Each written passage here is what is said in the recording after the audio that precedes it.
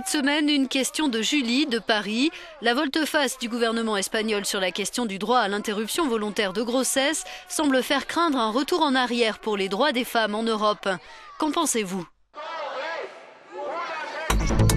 Dans cette question de l'avortement, il ne s'agit pas seulement du droit des femmes, mais d'abord du droit de l'enfant à naître. Il y a cet enfant qui est là, in utero, et qui a aussi sa liberté, son propre corps et sa liberté de vivre. Donc je crois qu'il ne s'agit pas seulement du droit des femmes, et que loin de constituer pour l'Espagne un retour en arrière, il s'agit véritablement d'un progrès humain, puisque c'est la reconnaissance de l'humanité de cet enfant conçu in utero.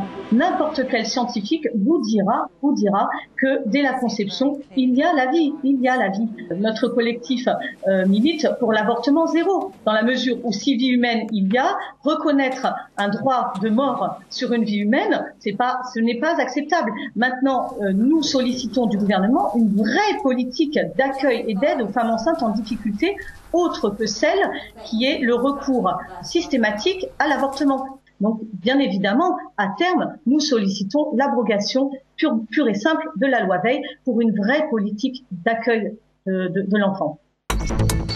La question des droits sexuels et reproductifs. Et donc, dans ce cadre-là, le droit à l'avortement est aujourd'hui un enjeu démocratique. Il dépasse largement le cadre du choix des femmes en ce qu'il concerne, pour moi, les valeurs démocratiques. Il touche au concept même de l'égalité homme-femme. Et donc, le droit à l'avortement doit rester un choix. La loi en Espagne, effectivement, le projet de loi est un recul. Ce n'est pas un petit recul, c'est un recul très important. En même temps, le Parlement européen a décidé que ça resterait une compétence nationale et qui ne souhaitait pas légiférer au niveau du droit européen. Un embryon de quelques semaines n'est pas un enfant qui choisit de vivre ou non. On n'est quand même pas dans ce registre-là. Par contre, nous pensons qu'effectivement, il faut protéger la vie. Et donc, commençons par protéger la vie de ceux et celles qui vivent. Ça devrait nous mener à une réflexion sur l'importance, d'une part, de l'éducation, l'éducation à la vie sexuelle et affective. Ça doit nous mener à une réflexion sur la contraception. Bien entendu, ce n'est pas un choix facile, mais il est donc d'autant plus important que ce choix se fasse dans de bonnes conditions physiques, de santé et d'accompagnement psychologique des femmes. C'est ça que nous privilégions.